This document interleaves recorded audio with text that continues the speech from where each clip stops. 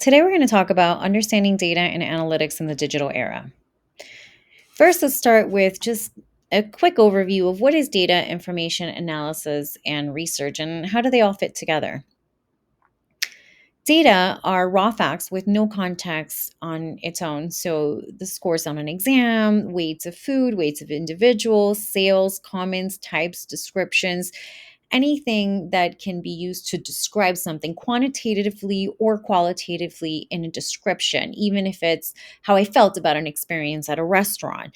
Those are raw facts that without context don't mean anything. So, analysis is then the process of examining, transforming, and interpreting data to extract insight and provide information. So, a lot of times when we talk about analytics, that is what we mean. We are taking raw facts that are then processed in order to yield information. Information is processed, structured, analyzed data that provides context and meaning for decision making and to draw conclusions.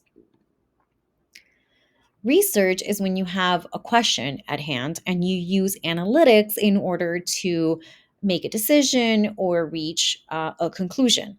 So, again, when I say analytics, it's taking data, applying analysis in order to convert the data into meaningful information. Research is then the structured process of applying analytics, again, data analysis information, to research a question and make informed conclusions, reach informed conclusions, or make informed decisions. I'm going to play this video not in its entirety, but there are two key things that I really want to draw from this video. The first one is I really like how they equate data to information. They equate it to a factory. So I love that context. I'll play that in a second. And then they talk about the limitations of data analytics today. We'll talk more about that a little bit later in this slides, but in these slides, but I want to just reference these 2 points because I do think that it's provided or explained in a simplified way that is very easy to relate to. Hi, I'm Jared Hillam.